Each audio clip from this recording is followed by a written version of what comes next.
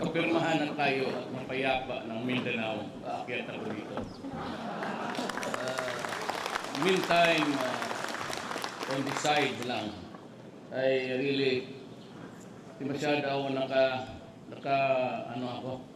not really ikot ang tayo, but naka-locker ako. Kaya lang, ipasa ako sa Samar, papunta rito. I was attending to a ribbon cutting ceremony for a new drug rehab center. Meron akong speech dito. Lahat naman, every function, meron talaga akong ginagawang speech nila. Pero, 2 pages lang, tapos uwi na tayo. I do not read speeches because does not reflect what is in my heart. Alam mo, when I decided to run, it was because I was a late comer. Nobody was talking about the problems of Mindanao. And what you would hear from the, no offense intended, from the candidates were the usual rigmarole of graft and corruption and infrastructure projects and everything, despite the fact that we are under a threat of a war amongst our people. Walang nagsasalita about Mindanao. And every candidate, sinusundan ko sila. Nobody really bothered to say that there will be a serious undertaking to solve the problems of Mindanao.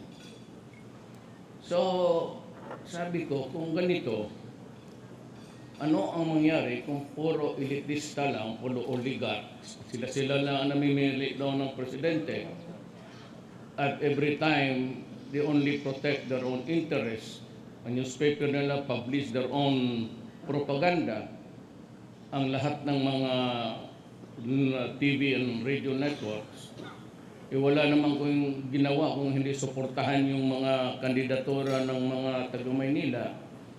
And every other administration, for so long a time, never really thought of doing a serious study and come up with a solution sa Mindanao. And among others, I said, graft and corruption and itong droga, criminality, I said the centerpiece of my candidacy would be the Mindanao issue.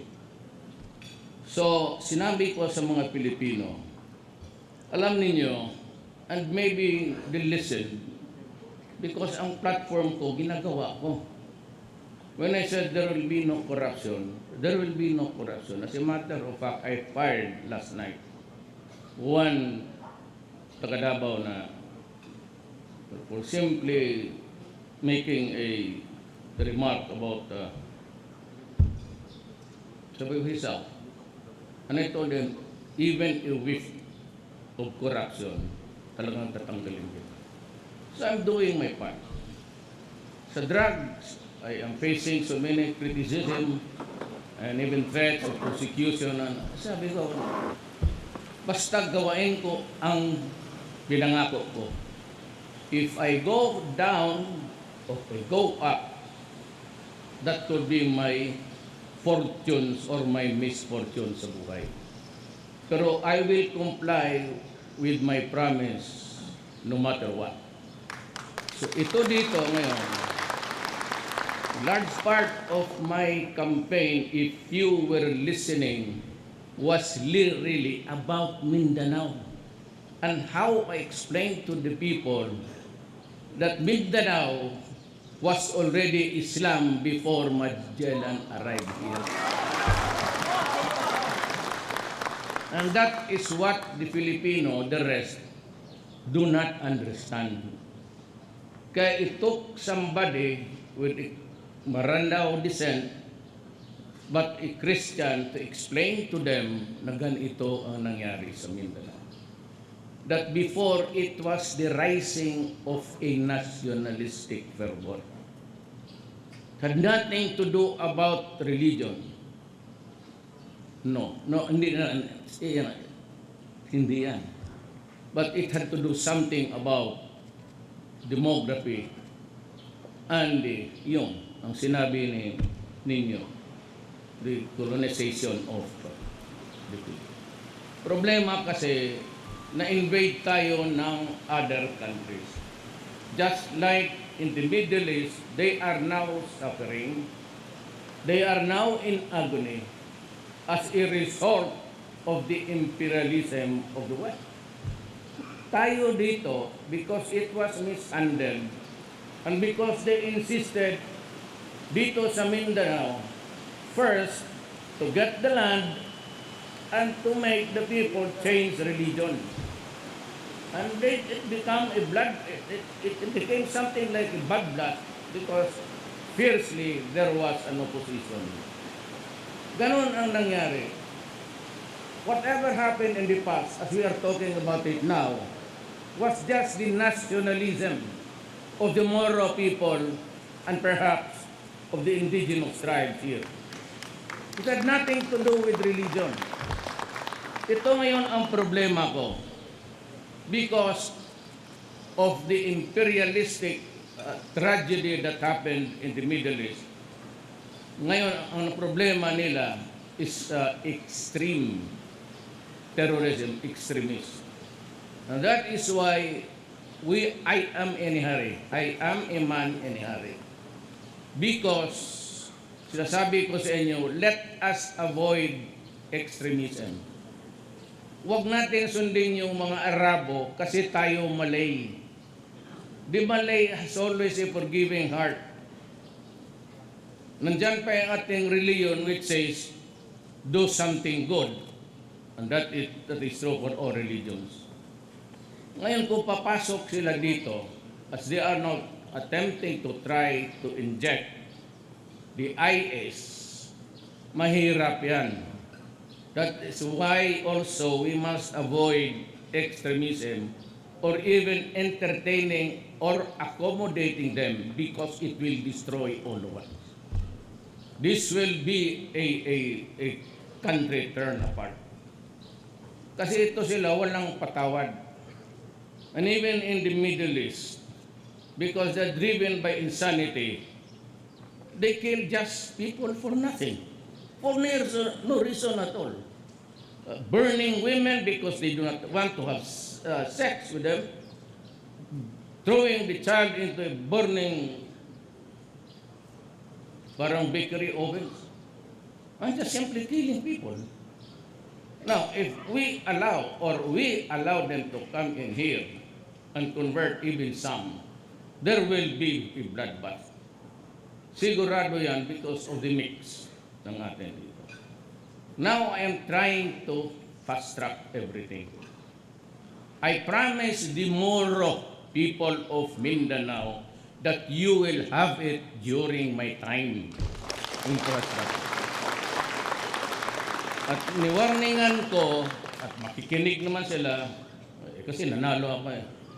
Sabi ko, pag hindi ninyo sinunod yung payo ko, taga Mindanao, in utter good faith, I'm telling you, that kung hindi ninyo sinunod ang sinasabi ko, magkakaroon talaga tayo ng gulo. And it will never solve a problem. Where else can you find a president na ang lola maranaw? Lolo ko ng Chinese yun. Saan ka makakita dito ng mixture na gano'n? Although, hindi ko pinagbiyayabang yun. Hindi man, naglabas lang yan nung eleksyon na kasi naglabasan yung mga cousins ko, yung mga kasi then it became an open na ako pala'y dugo ko kalahati, 1/4 even taga roon, taga Mindanao. Not only because of blood, because of taga rito ako at alam ko yung agony na dinaanan natin. The suffering that we had to undergo, the Christians and the Filipinos and the Lumans. We must have peace at all costs. But I would like to tell you now that as president, ang gusto ko talagang mangyari, kapayapaan, but it must be one country, one nation, and one flag.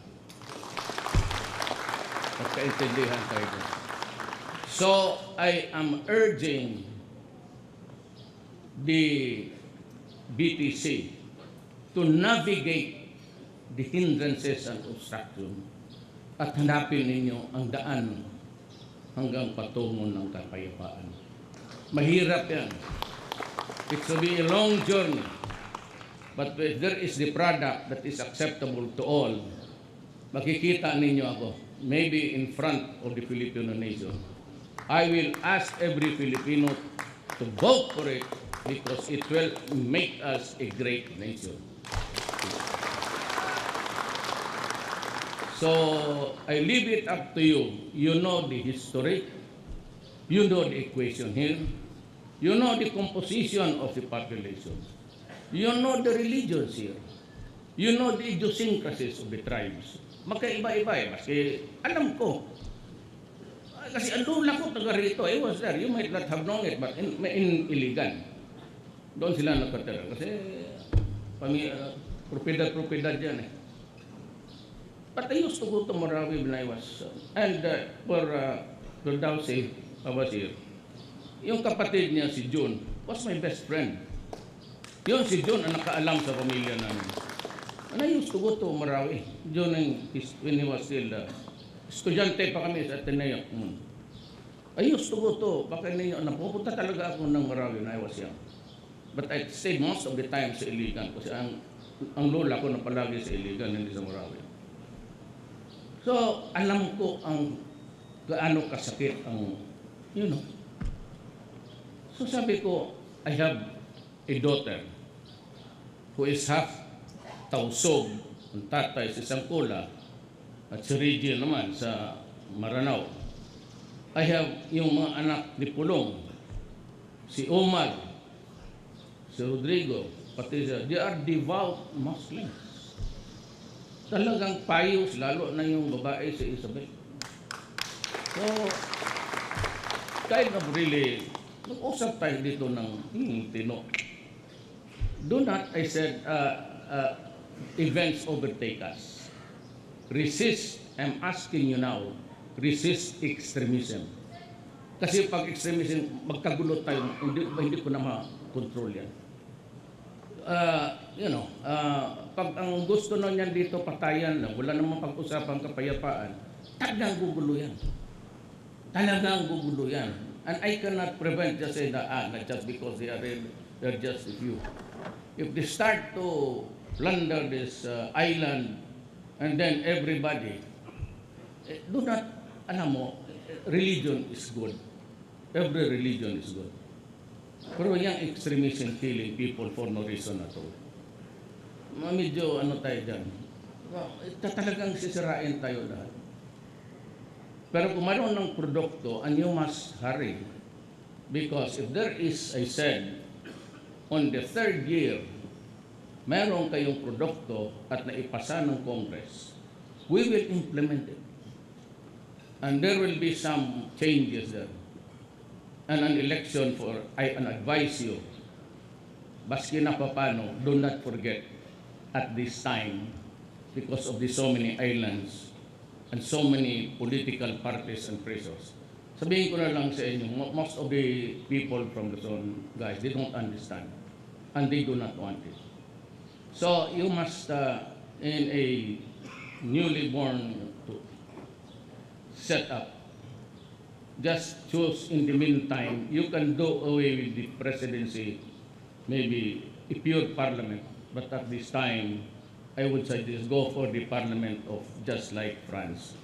Have a good president. Hindi na ako yan. Because if you finish it in 3 to 4 years, there will be an elections, and if you provide an office of the president, I will be automatically disqualified. So I will step down. And I would be very happy to see Maranao was a president. Siyempre, nauna mo sa Maranao. Maya na yung Mindanao pati Tausog. Or I would be happy to say, sino? Iranon. And I would like to see people from the Moro community really crafting laws for their own good. It could be a deeper setup than what we others see in other countries. But you have many changes there, and you can follow the best, what is really good for Mindanao. But it will be a federal type, of course, and I said. And I reiterate again that I would be very happy to step down if I say a good law that would govern us all equally. Ang unitary type has worked in justice for all. Not only during the Spaniards, because it provided for an imperial chair which is Malacañang. Kaya hindi ko tinatawag yung, you have never heard me say Malacañang. I only say my office, my house. Puro ang nagtira dyan, mga imperialista, yung mga yawa na yun. Kaya hindi ako natutulog doon sa kung sino-sino yung mga Amerikano, pati Kachila noon, ay let's. Kung magharap lamang ako ng multo, Pilipino na. Huwag mo ako parang imperialista. Mas mag-init ako, imbis matakot pa ako, masampal pa kita po. So, ganun. I simply love my country. And I would give way. I will step down. Just come up in a hurry of what is good. Then we can have an election. We can have the regional, territorial, autonomous regions. And hindi naman happily ever after, but I would be very happy to leave a country that leave the office and see my country peaceful. Yan lang, madali yan, basta you just put your heart into it. The only appeal that I make, because I only have one country, and that is the Republic of the Philippines. I may only have, maski natawagin tayo, you might change one Filipino, basta puro tayo Malay. Ang masakit lang sa amin, kasi in-invade, nandoon kami sa Visayas ang tatay ko. But luckily for my mother, taga rito man siya. So, ayan ang that's why there's a bit of diversity. But it is only belief in God. The one thing that is really important is that you have the control of the resources and of course the income of your own land. That is what is important to the Moro people. Their territory under the changing fortunes of times in their hands. Yun lang. And I hope that you can, I said, navigate the many obstacles, the many obstructions, but just go right ahead and craft one that is good for the entire Filipino nation. Maraming salamat.